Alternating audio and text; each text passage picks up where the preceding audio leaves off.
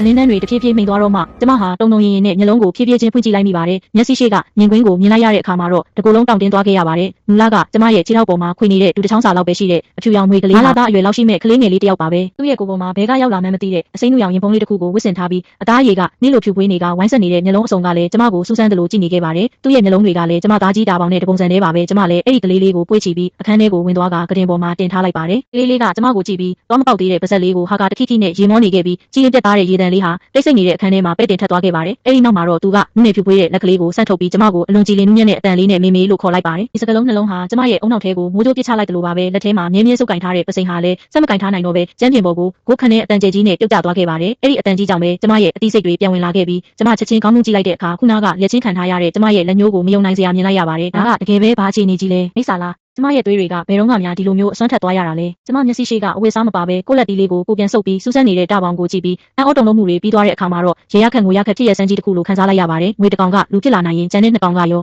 ကျမအသက်ကိုပြင်းပြင်းရှူလိုက်ပြီးတစုံတစ်ခုကိုအကြီးကျယ်ဆုံးဖြတ်လိုက်တယ်လို့မျိုးအဲ့ဒီလက်ညှိုးကိုအပေါင်ရဲ့ပါးစပ်နားကိုစမ်းတက်ပြီးတိုးပေးလိုက်ပါတယ်အပေါင်ကသူ့ရဲ့ခေါင်းလုံးလုံးလေးကိုစောင်းပြီးဝိုင်းဆက်တဲ့မျက်လုံးလေးတွေနဲ့စူးစမ်းကြည့်နေပါတယ်သူကကျမရဲ့လက်ဖြားကိုနမ်းကြည့်ပြီးနောက်ရှာလေးနဲ့ခပ်ဖွက်ဖွက်လေးလျက်လိုက်ပါတယ်ထင်ထားတဲ့အတိုင်းပါပဲ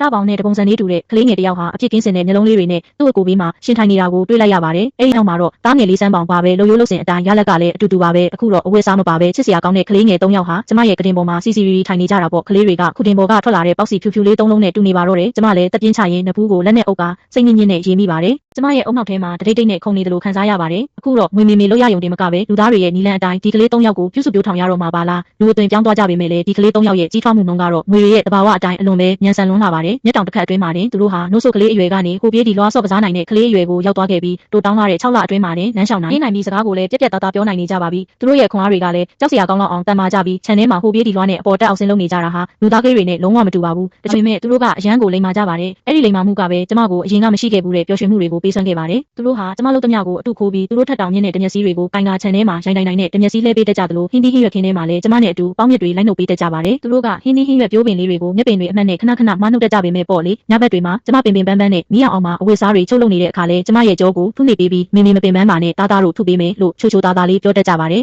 အဲ့ဒီလိုအချိန်မျိုးရောက်တိုင်းကျမရဲ့ပင်ပန်းမှုတွေအားလုံးဟာအရေးပျော်သွားသလိုခံစားရပြီးစိတ်ထဲမှာလည်းနှွေးထွေးမှုတွေနဲ့ပြည့်နှက်သွားရပါတယ်လေးတွေကြီးလာတာနဲ့အမျှသူတို့ရဲ့လှုပ်ရှားသွားလာမှုနယ်ပယ်ဟာလည်းဒီချန်လေးထဲမှာတင်မကတော့ပါဘူးသူတို့ဟာသူတို့ရဲ့တွက်လက်တဲ့ကိုခန္ဓာကိုအားကိုးပြီးတိုင်းတွေကိုကြော်ကအပြင်ကိုထွက်သွားတတ်ကြပြီးကျမအတွက်မြို့ပြင်ကဈေးထဲမှာအချီတွေဘာတွေတောင်သွားဝယ်ပေးတတ်ကြပါတယ်အဲ့ဒီနေ့အထိပေါ့နေဝင်လူနီးပြီဖြစ်ပေမဲ့ကလေး၃ယောက်စလုံးတနေကုန်အောင်ပြန်မလာကြသေးပါဘူးကျမရဲ့စိတ်ထဲမှာစိုးရိမ်စိတ်တွေတိုးလာနေခဲ့ပါတယ်ချမ်းဝန်းနီးနားနဲ့သူတို့သွားနိုင်တဲ့နေရာမှန်သမျှကိုလိုက်ရှာပြီးအော်ဟစ်ခေါ်ယူခဲ့ပေမဲ့ဘာရိပ်ရောင်မှမတွေ့ခဲ့ရပါဘူး